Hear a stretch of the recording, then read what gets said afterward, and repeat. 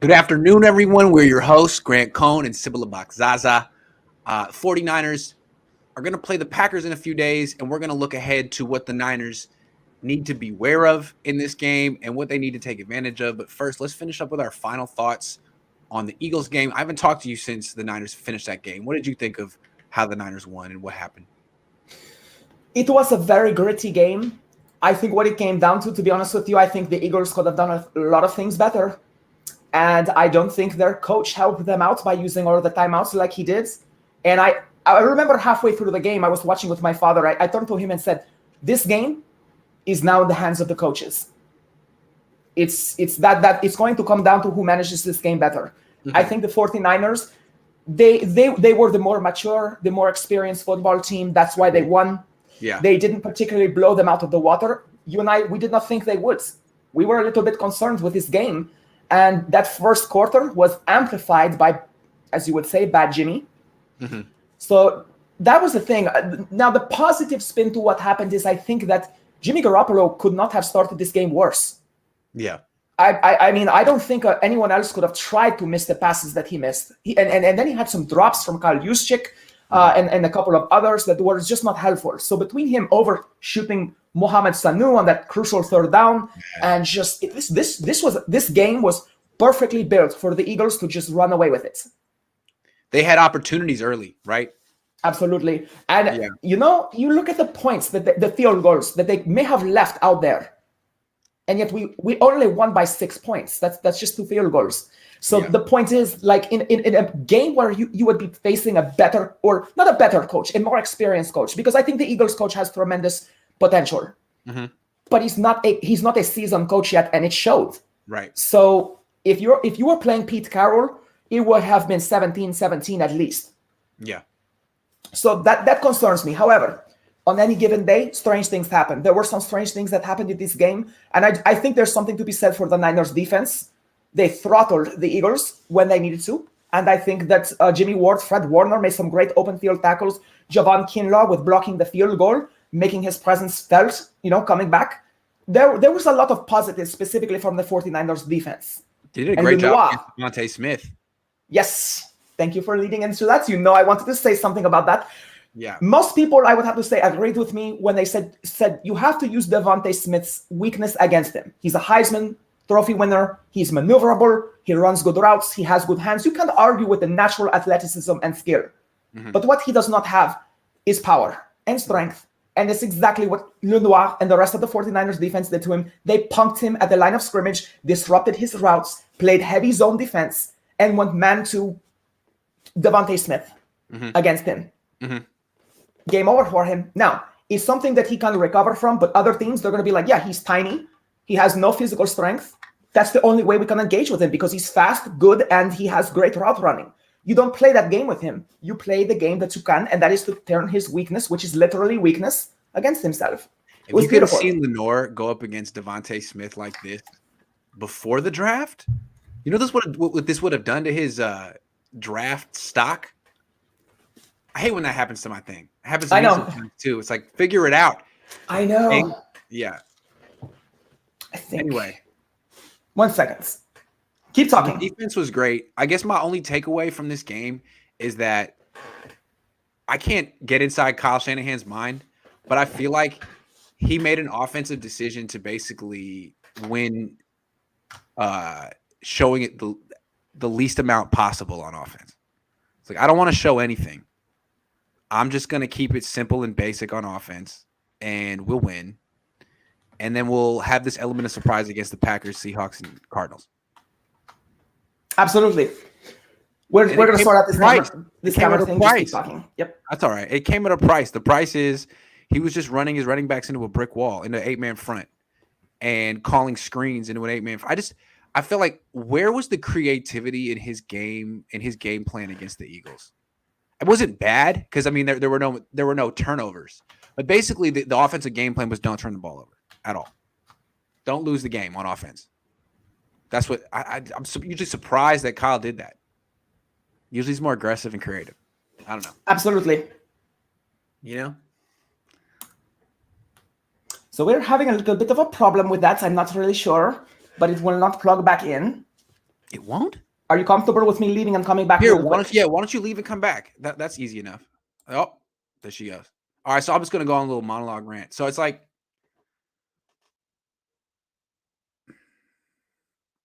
I would understand only scoring 17 points if the Niners were really undermanned and a lot of guys were hurt, and you could show me a lot of creativity getting to 17 points. And there were a lot of turnovers and a lot of mistakes, but there weren't turnovers. It just seemed like Kyle Shanahan was content to basically play conservative, safety first offense and bank that they could win scoring 14 or 17 points, which they did. But again, like, game went down to the wire and players got hurt. You want to put these games away. You want to put these teams out of their misery. You don't want them to come back on you like that. So my takeaway from that Eagles game is just that it cost them. It cost. You got 15 battles left. 15. I'm just killing time here, waiting for Sybilla to come back. I don't know. It happens sometimes if you lean forward and then lean back, then you get into trouble right there. These 4G, 5G cameras, whatever they are, 4K cameras. Anyway, so what do you guys want to talk about? I'm just hanging out.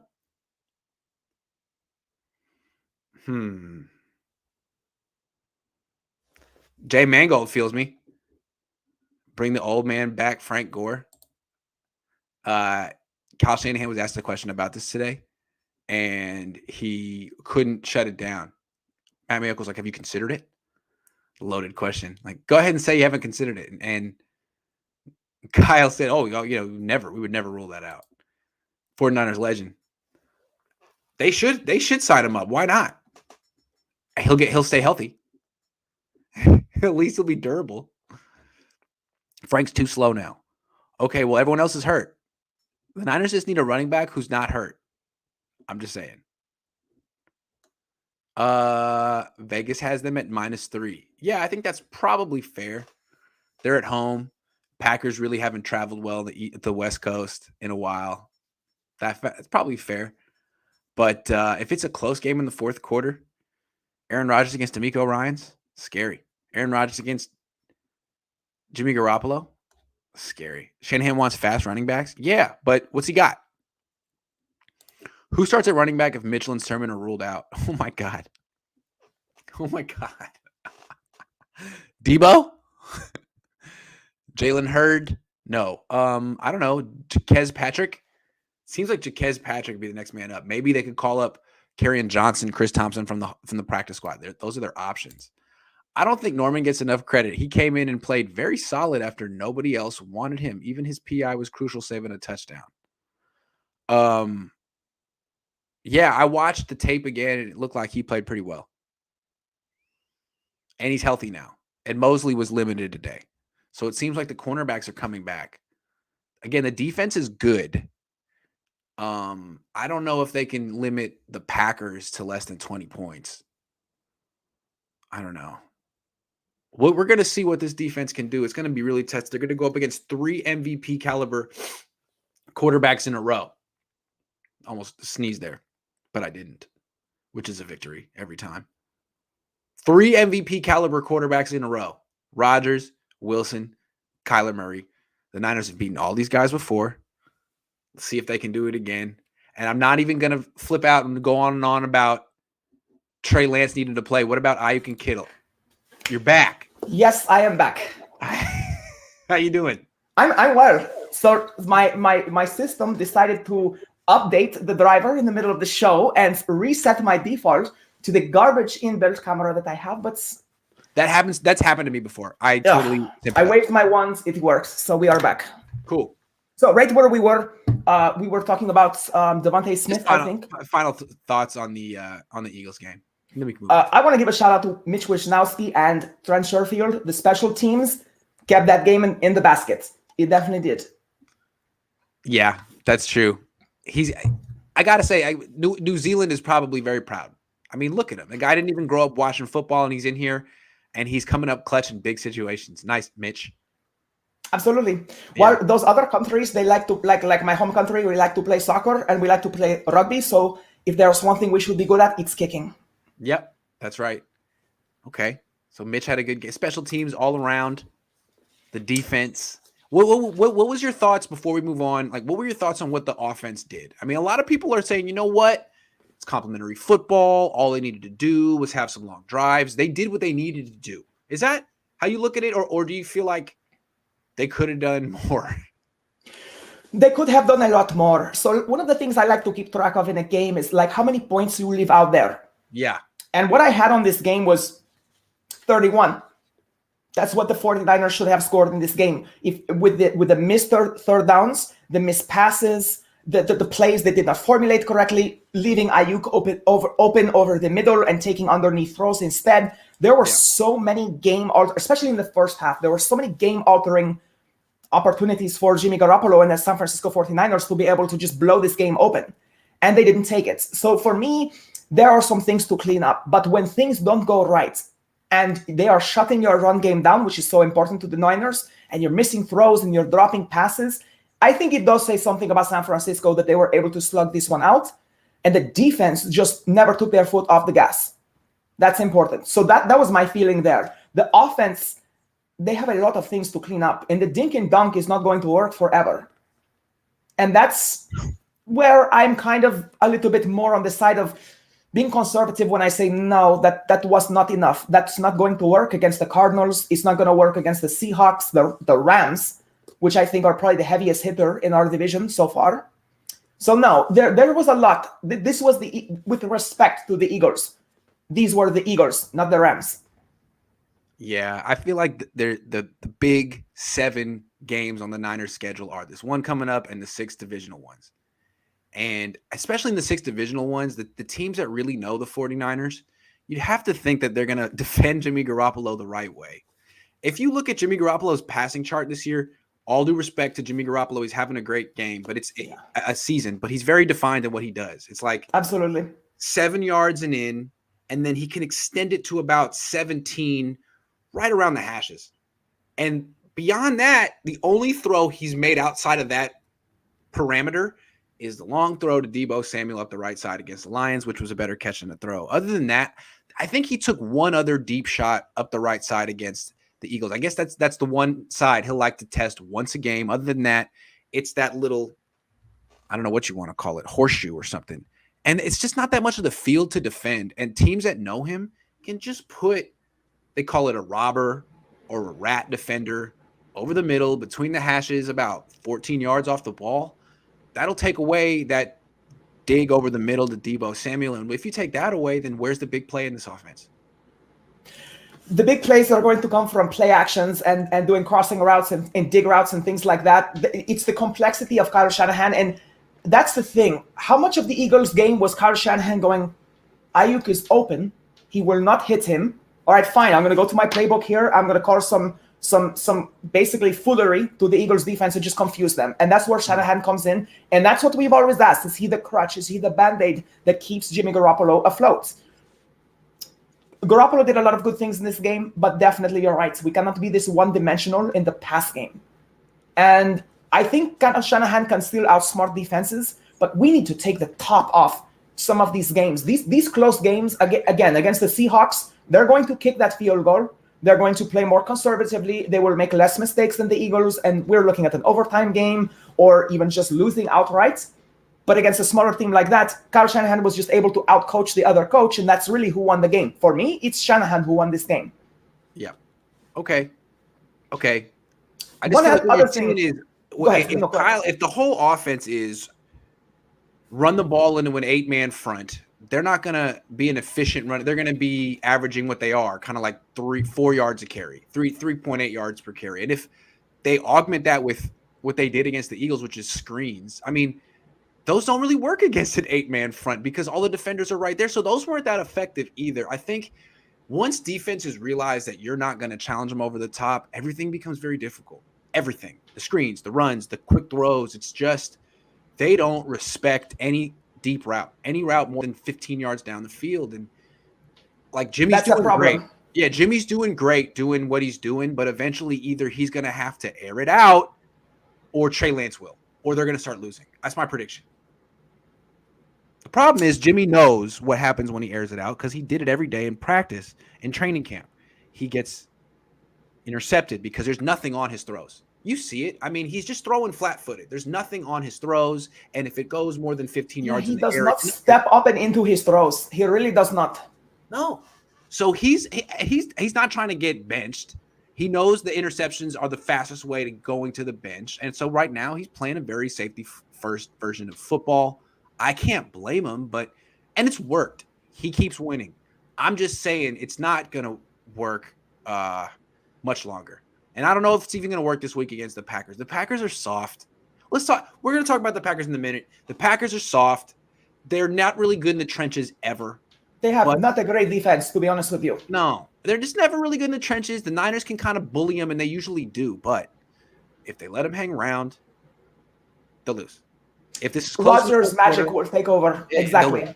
They'll lose. So can the Niners bully the Packers and take care of business in early? Because they couldn't against the Eagles and Lions. Let's be frank; those games went down to the wire, and luckily Jalen Hurts and Jared Goff couldn't do it. Although you could argue they ran out of time.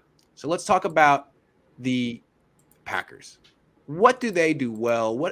From what you've seen, what do the Niners need to be aware of with the Packers?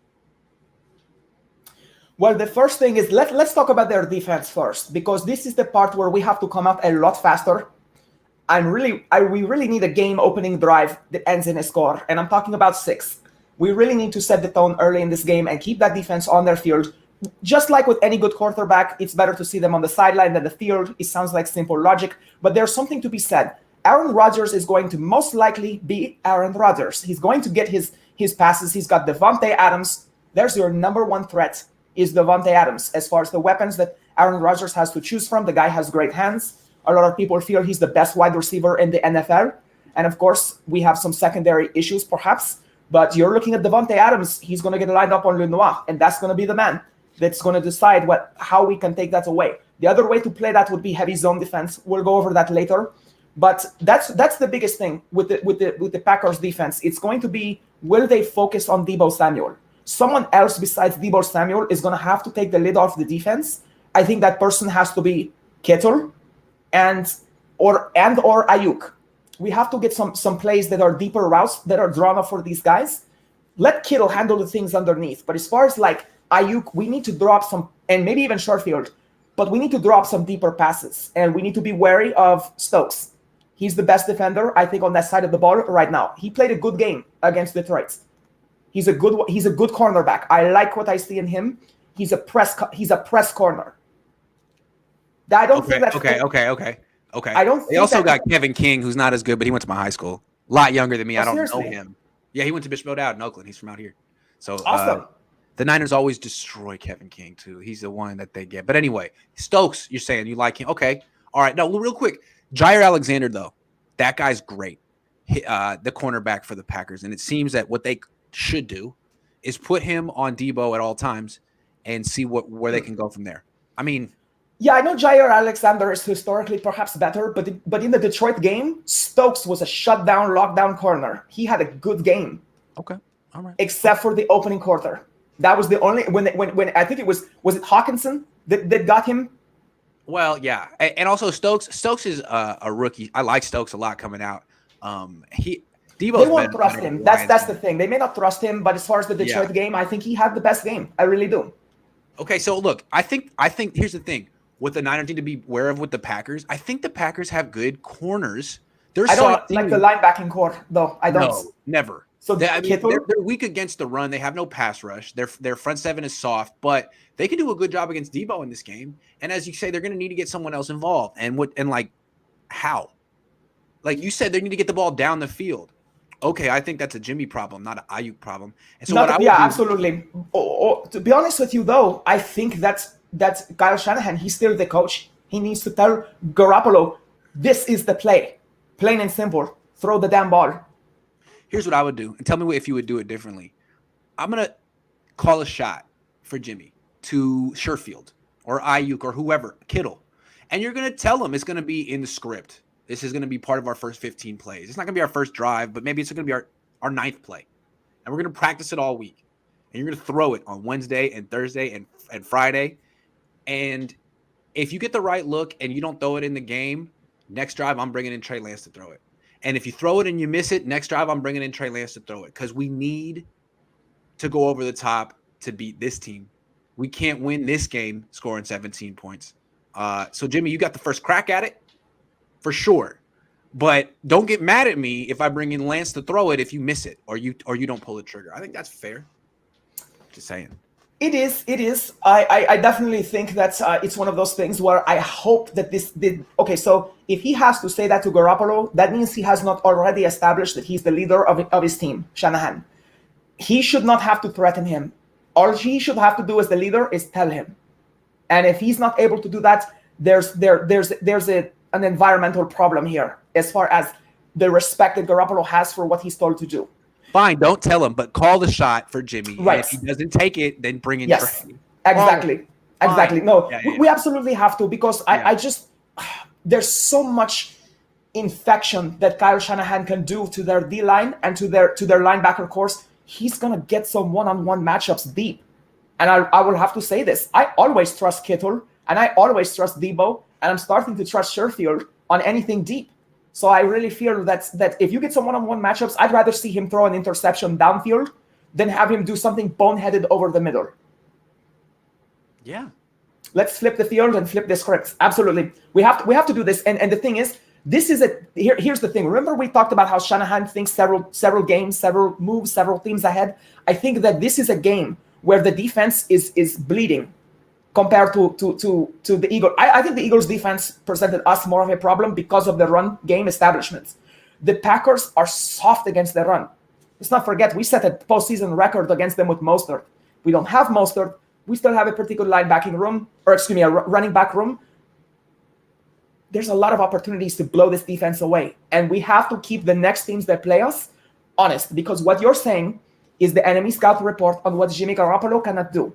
So this is the game where they have to reestablish that they do have a downfield passing game, and George Kittle has to get more passes than passes that stop him dead in his tracks behind the line of scrimmage. That has to stop. Right. Because did you notice he broke almost no tackles? I've never seen George Kittle get tackled one-on-one so many times in one game. And it's because he was brought to a dead stop. And right around the line of scrimmage. What a misuse of George Kittle. Yeah. He was a check down. Yeah, he was. I don't understand what's going on here. It seems to me like, well, what I like to do is half the time I'm quality control where I'm in the Niners corner. But then during the week, I like to be defensive coordinator for the other team. Of course. To figure out how to go against Kyle Shanahan and Jimmy Garoppolo, because that's Believe me, they know what you're saying. They know what you're saying. They already know. They have a pattern chart. You keep mentioning this because you've seen them and you know how they work. But for those of you who have not seen it, there's a chart. And it's almost like the pitching chart that you see in baseball. There's a spread pattern of green and orange and yellow and red as to where the ball goes. Chart in basketball. Yeah, same thing. Exactly. And it talks about velocity, completion percentage, to whom it is passed to. And they know. So that's... There's more data. More data is coming in there in week 3. This is a smart league nowadays. It's not just instinct. It's matchups nowadays. And so what I would do if I was the Packers defensive coordinator, whoever that guy is I would do a lot of cover 1. I wouldn't do zone. I don't want to give these wide receivers a free release. I want to put my best cornerback on Deebo Samuel and try to take him out of the game that way. And then after that, I want to have a free safety in the middle of the field and a robber defender in that 10 to 15 yard range to take away that throw over the middle. I don't want it to be a linebacker because play action will bring him out of that area. I want it to be a safety. And once I get those 2 areas of the field squared away, I'm not worried about one-on-one coverage on the outside because Jimmy's not going to test it. It's all I'm going to do a lot of that, and I think I'm going to do pretty well. And I think the Eagles are doing like cover 2. It's like, okay, that's maybe what you guys want to do, but against the 49ers, you should just close the middle of the field, play 8 in the box, and dare him to because really, if you play cover 1 and cover 3, what he should be doing is throwing the outs, the comebacks, the curls on the outside. And he won't. He won't do it, Sybilla. He won't even pull the trigger because he knows he doesn't have enough on it, and he knows they're going to be pick sixes.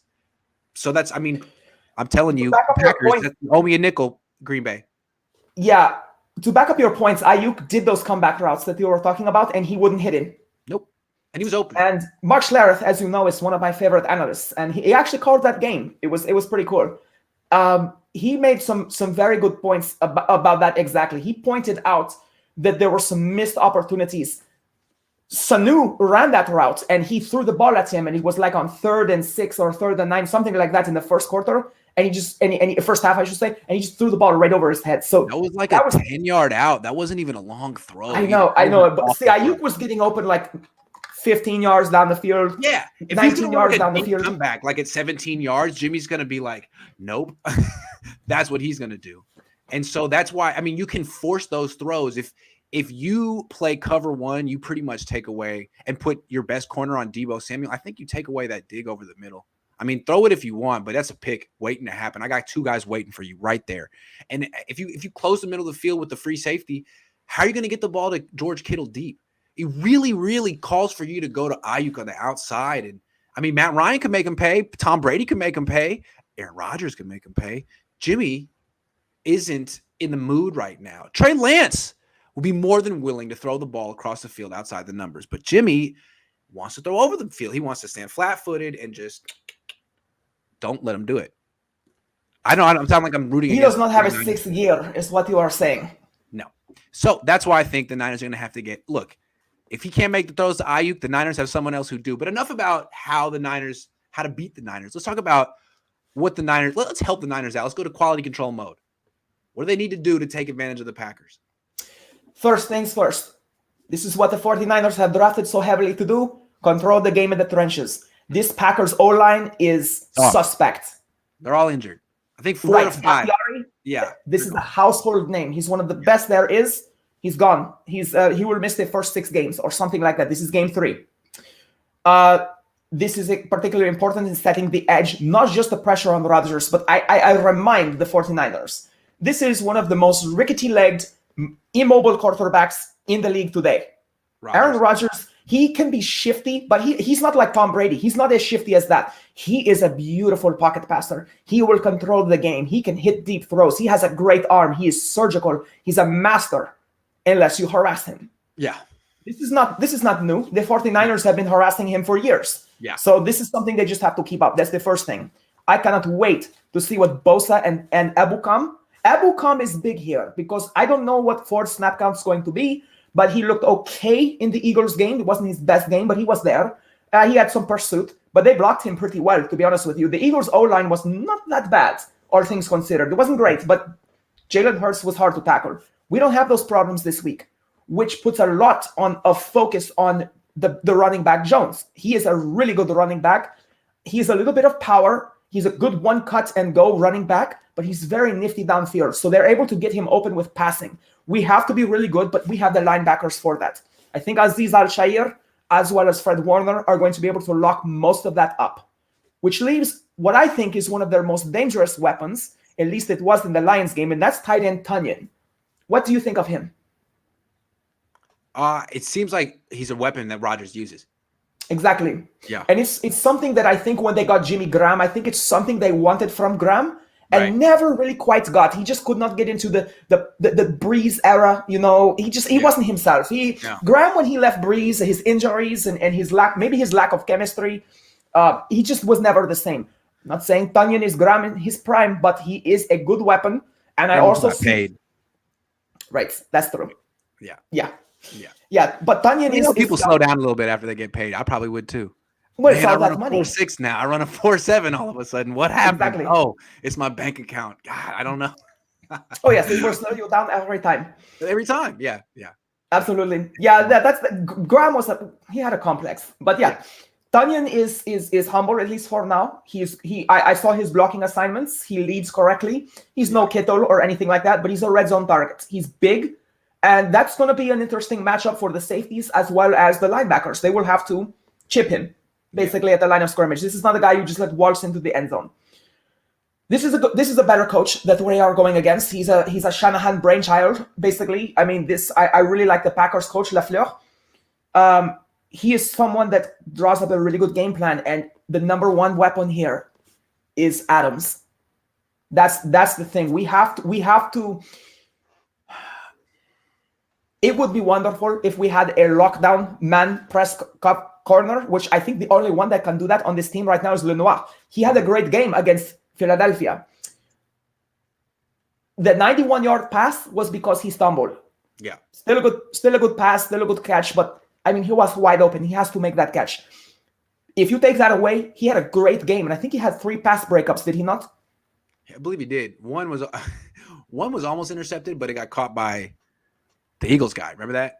Yes. The tight end. Anyway, yeah, he did have a good game. Yeah, he had a good game. So I think of all the people, he's the one that I would assign to Adams as often as I can. Norman, I want to pump the brakes on his pass interference calls. They weren't that bad. Especially as a defensive back, I'm looking at them like, yeah, he held on a little bit too long. But at the same time, he knew it immediately. And yet it was still beautiful coverage that he put on both those plays. He was fouled on. So I think Norman. Let me ask you this: Who would you play? Who would you start opposite Lenoir if both are? I mean, who would you start this week? Norman or Mosley? Mosley. Okay. Well, I don't know. I don't Mosley's know been how out a couple of weeks. I don't know how injured he was. So to be actually, you know what? I'm going to take that. Let's be conservative. Let's put him in against what we consider their second wide receiver and see what he does. Okay. All right. That works. So in other words, we're talking about Lenoir being CB1. Yeah. That happened fast. Yes. Well, it's necessary for the same reason that Norman did not play in his first game. You just can't throw him into the fray this way. Unless Mosley annihilates Ayuk and Deebo Samuel in practice, which I do not think will happen, we're not going to. This is a game we should win and that we must win, because we have some really big games ahead of us against our division.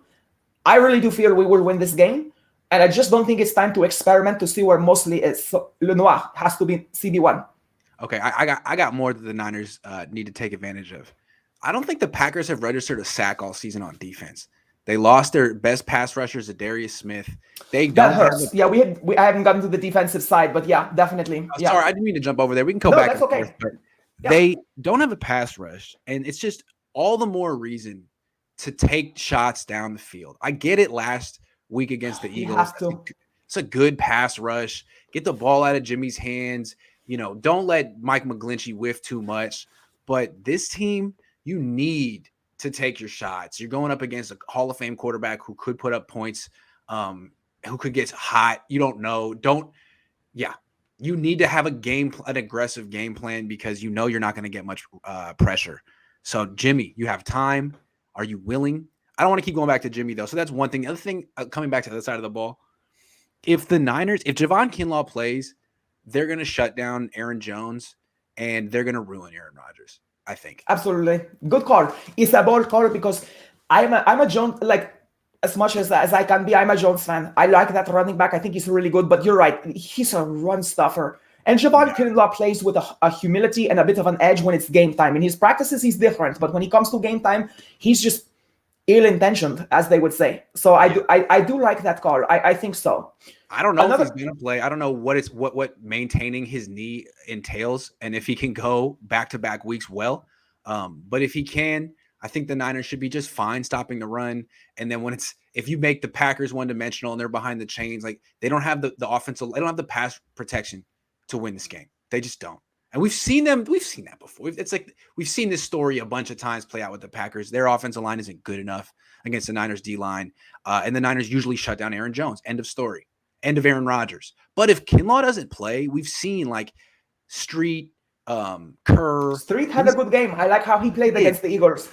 And then wide 9, he gets moved around. He was a D-end in college. So the Niners really need Jones and Kinlaw as run defenders in the middle of the field. Otherwise, Jones could have a big game.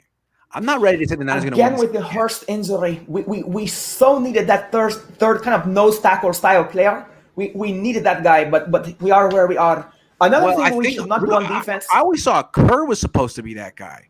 He's built like it, but wow, was he bad against the Lions, and he was inactive against the Packers. So I don't know what's going on there. See, I had Hurst as a really good pickup. I felt he would be the better player. They should give Darian Daniels a look. He is a nose tackle, and he's on the practice squad, and I think they should give him a look. I'm just saying. Have you seen him practice? I always liked him. I always liked him. Darian So Daniels, there you go. Perhaps you they should go. call him up. Yeah, just to eat up downs. To be honest with you, and perhaps he should be the check valve to keep Javon Kinlaw a little bit healthier. So if Kinlaw can play a few plays, he does not need to play the full game. Yeah. They just need guys who can eat up double teams. Anything else the Niners need to be aware of? I mean, need to take advantage of? Don't play too high safety against the Packers.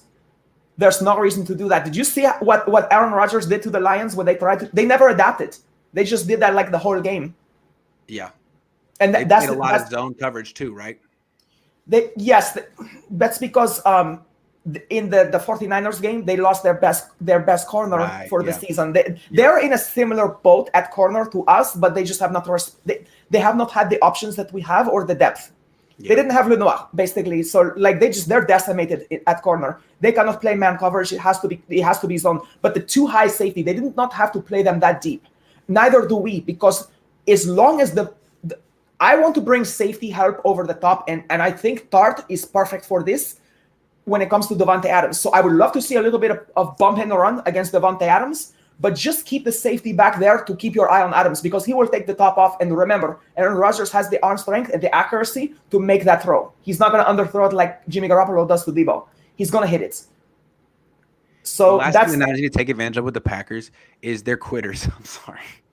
They will come to the West Coast and pack it in quick if it doesn't look like they're going their way. So Aaron Rodgers is an interesting one. He's an interesting one to discern, to dissect, because sometimes it just seems like he has a little Joe Montana in him, where he's heroic, but he's moody as well. And he's, man, I hate to say it, because we saw week one.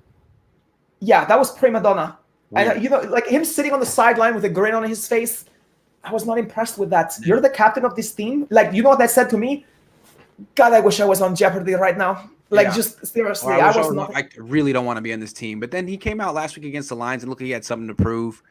And if he beats the Niners, then he's right back in the MVP conversation where he thinks he deserves to be. So, again, Niners, don't let him get confident. Hit him fast, and he'll fold. Exactly. If you don't, absolutely, I agree. Absolutely. Yeah. Just keep pressure on the defensive line. We should be fine. Absolutely. Yeah. I hope the special teams continues to play the way they played. Yeah. Yes. We got another question. Is this question number one? Because I remember one we did not answer. Let me go back and look. But this one, it says, Grant, we can throw you in at running back and put up 100 yards. Strong defense and pound the rock, and we win convincingly, my opinion. Let me just try to argue against it. The only thing I would say is that I got that one from earlier. If you just put 8 in the box and have a 5-man front, which is what the Packers are going to do, it's what the Eagles did. They're not as talented as the Eagles, but just by alignment, you're putting the Niners in a tough spot. I mean, it's tough to get long runs against that spot. It's tough to get the edge against a 3-4 look. It's tough to get chunk yardage when there's 8 guys in the box. It's tough to get yards after the catch when there's 8 guys in the box. Like, when the defense is daring you to throw deep, you kind of have to do it. I mean, when they say take what the defense is giving you, they're giving you the long throw, and you're not taking it, and that's going to come at a price. That's the only thing I can say. So, also, if you keep running into an 8-man box, running backs get hurt. They're getting hit by a lot of people. Let me just say for the record, what was that guy's name? I have it written down here. Yeah, Kayvon Wallace. It's a dirty player. Oh, just saying. Yeah. That was disgusting what they did to Trey Sermon. Let me add something to what you just said. There is something to be said for eating up the run game, keeping Rodgers on the sideline. If we can get some 3-and-outs from him with the pass rush, it would be wonderful to be able to eat up some clock time with an established run game. We can't just abandon the run game. And Grant is not saying that. He's just talking about the fact that, hey, this 2nd down and 4, let's take the top off with a deep throw. We have to try it.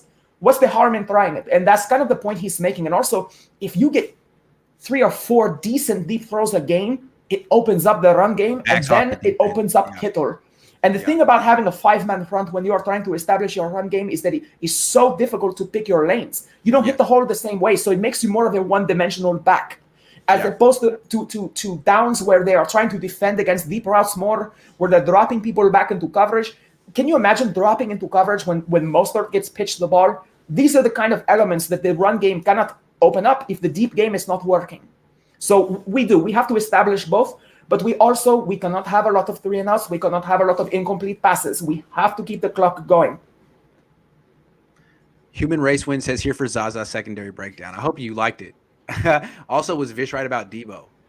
What did he say about Debo? I was about to say, what did he say? I don't know. He said that Debo's the best player on the team. I mean, yeah, I know Vish likes Debo, so let's just assume Vish was right. Yeah, I would say let's go with that. I'm not sure the context, but I will just say that Debo Samuel is not surprising anyone. I mean, we knew he had this yak ability, and we knew that he was difficult to tackle. So yeah, he's doing well. Aaron says, Grant, Sybilla, you two are incredible. Keep up the good work. Thank you. Merci beaucoup, Marcia. Thank you. Cool. Tristan says, Grant, do you think Kyle's making Jimmy look good to pump and dump him at the end of the season? I sure hope so, because Trey is better in my opinion. I think Kyle is making Jimmy look good so they can win. He needs to win. Winning is the reason. Yes. Motivation. Yes. Yeah, there's no way that Kyle Shanahan and John Lynch are going to just tank on this season so they have trade chips for next season. And the thing is, what kind of trade chip are you talking about? You're going to get one player from one player, one first rounder back, if you're lucky, maybe a second rounder. The trade value on Jimmy is it's not going to undo what we gave up for Trey. So they need to win with him. Absolutely. And I think really more than anything for Garoppolo, for him to have trade value, he would need to stay healthy. Pretty much. That would be a big thing. And just being healthy for 2 games is better than last year. It's better than last year. But no, he's got another 15 to go plus playoffs if he's lucky. Absolutely. Yeah, it's the last question. That's our show. Awesome. Yeah. I'm looking forward to this game. I think I don't know who's going to win. I'm not picking it. I'm going to wait until the weekend and I see the injury reports. I have no idea. I don't know. I mean, the Niners should win. It's a fair spread. But funny things happen. Yeah, absolutely. I do feel that we will beat the Packers here, but I just think that it has to be a game that we play by the numbers, and we just have to do exactly what we talked about. And that's Aaron Rodgers is the beginning and the end of the Packers. What he does, they do. So if we can control him, sack him, put pressure on him, make him move, we will win. This is a bad O-line they have. I think the defense is going to show up, but with the offense, they're either going to have some unknown running back have a good game, or they're going to have the most creative, unexpected play action attacking offense that I have a prediction on that. Two things. I think Kyle Juszczyk will be more involved, and I also the deep shot to Juszczyk. How about now? Right. Yeah. Any deep shot to Juszczyk turns out well. I mean, he's good. But yes. I also think that this is the perfect kind of defense for Kittle to punk. He's done it. He's done it before. He could do it again. Yes. Absolutely. Yes. I think that what we see is and you know why I say that is because I really don't predict that Garoppolo is going to take deep shots, leaving us to have to get mismatches against linebackers and maybe some safeties with Juszczyk and Kittle. And obviously, they're not going to roll out any defensive ends or anything to cover Juszczyk, but you never know how you can catch them unawares. But regardless, it's those two. Those are my X factors. If we can get the two of them rolling, this could steamroll them. I'm not sure the Niners have enough offense for this one, Sybilla. We'll have to see. Seriously? No. Okay. Seriously. I'm not picking against the Niners. No, of course not. No. Yeah. I don't know who's going to win, and the reason I don't know is I don't know if the Niners have enough offense. Their defense is ready to go. It's a championship defense. I don't know. The Niners are in the most safety first, conservative, don't lose the game, win the time of possession mode ever. If Sermon is healthy, that's important. Yep. That's my concern. Is the running back room it's getting pounded. It is. Oh man, and I just feel like I don't know if there's much more they can do than what they've already been doing. Let's see. I feel like there hasn't been enough. A wrinkle added to the Jimmy Garoppolo offense in a while. I think Kyle's kind of taken it to its end point, and he's done everything he can. There's only so much you can do within 7 yards of the line of scrimmage. I don't know. Yeah, absolutely. There was one last thing I wanted to bring up, a little bit of support for a young fan out there, because this definitely gets to me in that maternal streak that I have. And Sybilla is going to have a word here. There's a fan, if some of you do not know. His name is Giovanni Hamilton. He has a medical condition which essentially equates to having muscular dystrophy and dwarfism. He's a great kid. He's considered a super fan. He's probably more famous than I am. He's got a great podcast with the Eagles. I encourage you to go look him up on Twitter, Giovanni Hamilton. But he will not be involved with Twitter the way he used to be because Eagles fans threaten him, not just one or two, but several of them, including up to busting his kneecaps. He's 13 years old. He is physically handicapped. He's a sweet kid. Carson Wentz sent him, who's his favorite player, sent him a jersey, and he posted it on Twitter. And a lot of the Eagles fan base turned against him. Some of them supported him, but a lot of them did not. And I'm not really pleased with the Eagles' response as an organization. All they said was, keep being you, we have your back. No, you owe this kid season tickets and a signed football by the whole team. This is the kind of toxic culture that makes football unsafe and unfun for kids and fans, and it needs to stop. Well put, Sybilla. So that's right. And as for those Eagles fans who said that, I live in Baltimore. I'm a full contact martial artist. It's what I do for a living. Come find me. Come find her. What are you gonna do? Sybilla, thank you. Of course. My pleasure. Thank you for allowing me to vent. I appreciate that. And I know the fans here. I know they care. I know there are good Eagles fans out there, so let's not stereotype, but got some interesting ones up there. That's right. Thank you very much, everyone. I'm going to be back in a couple of hours with Jesse from Niners After Dark, where we just talk very close to the microphone like this. It'll be fun. I love those. Absolutely. I usually turn those on when I'm at the gym. It's just nice and quiet. The headphones in, it's cool. And this week on the... Okay, thank you very much, everyone. We'll be back. See you then.